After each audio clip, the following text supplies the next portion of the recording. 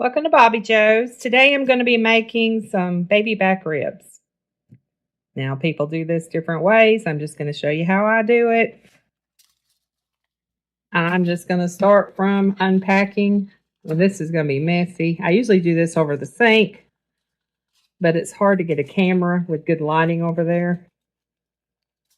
So I just put some aluminum foil down here.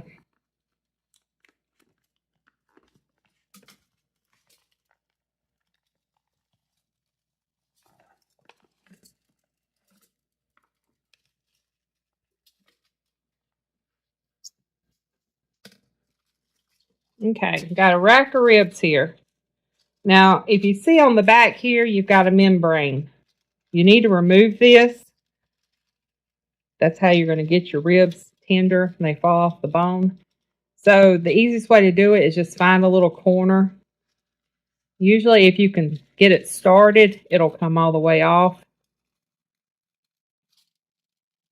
I have gloves on because I've got a cut on my hand. And the Band-Aid, it's where Band-Aids don't stick good. And I was working out in the yard. Very slippery with these gloves on. It's easier to do it barehanded.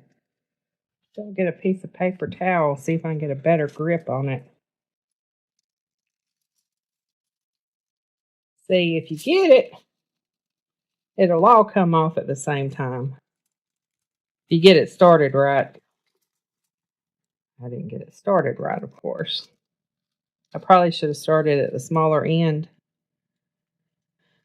Sure, there's a trick to all this, but it's just that thin layer of membrane has to come off. Typically, I would fast forward through all this so you don't have to sit here and watch me try to get this membrane off, but I'm making this video for my sister, who's going to be making some ribs this week, and I want her to see every detail of what's got to be done. All right. I am going to put this in my dog's crock pot. And I know y'all probably think that's nasty, but my dogs eat all kinds of meat. Membranes, organ meats, all kinds of stuff. All right, I'm going to go rinse off these ribs. You don't have to. The FDA says you don't have to rinse your meat and all that stuff. So if you're going by that, don't worry about it. I always rinse everything. Hopefully it'll fit on here better. I've sprayed it with avocado oil. I'm getting paper towel and I'm patting this dry.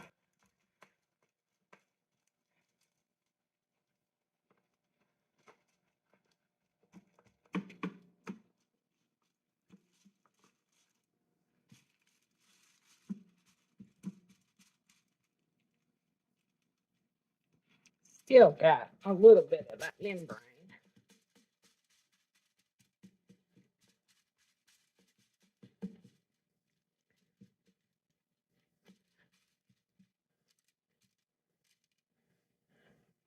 Okay, next I'm going to rub it down with some mustard. You can rub it down with oil.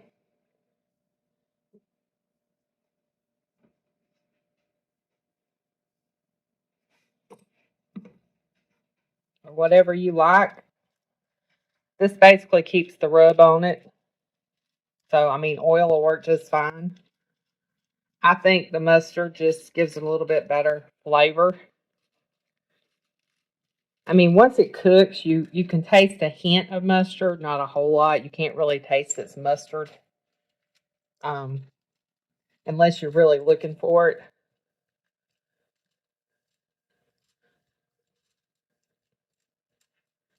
When you cook it, you're going to cook it bone side down.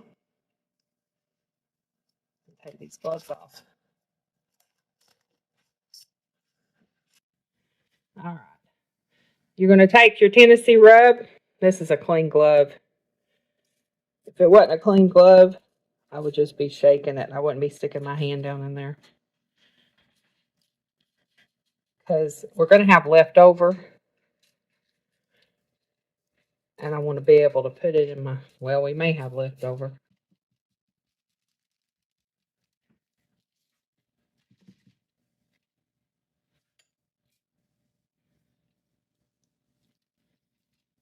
Get up underneath that piece. You just kind of pat it down on there. I may be using all of this rub. All right, we're going to flip it.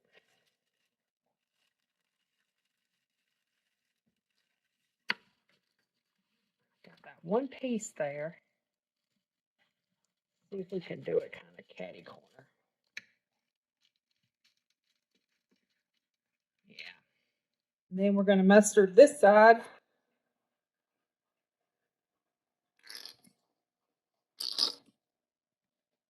These a couple of years ago for Christmas, and my father-in-law, who really doesn't care for ribs, loved these things.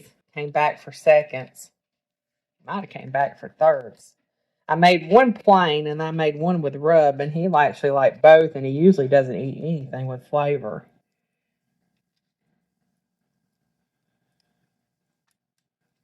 But he passed away last November. But I'm glad he got to enjoy some ribs before he got too sick.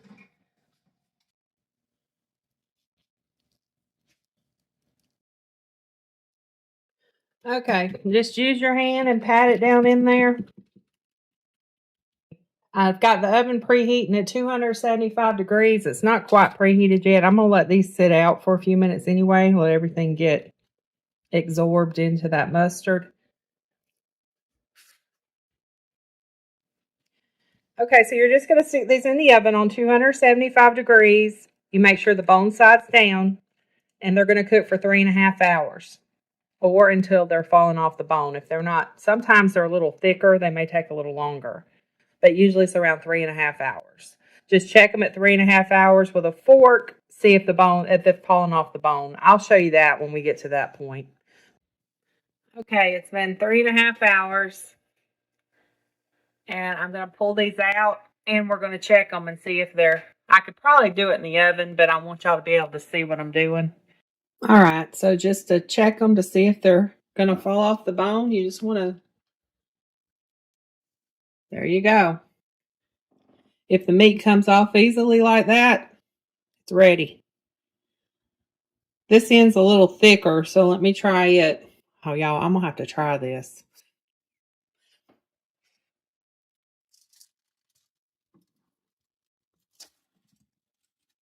I always flip the ribs over to cut them. I just think it's easier to cut them on this side because you can see the bones better. Recipes out of the Southern Keto cookbook that I've been telling y'all about. I did do mine different because I used mustard, but everything else was the same. These are Memphis style ribs. If you like your ribs super juicy, just wrap them in aluminum foil before you put them in the oven. And about 3 hours of bake time, you want to remove the aluminum foil and brush them with barbecue sauce and then bake them for 30 more minutes. Wrapped in aluminum foil, they're really, really juicy. But these are juicy too. I'm not complaining about these one bit. These are just a little drier because they're dry rub and they're Memphis style. All right.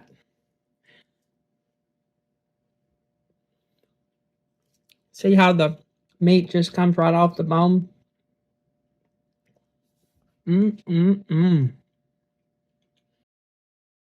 guess y'all just get my review because I forgot to get Steve to review these, and all of the ribs are gone now. He loved them. They were definitely drill worthy, so they get Bobbi Jo's drill worthy stamp of approval. Thanks so much for watching, and I hope y'all have a very blessed day.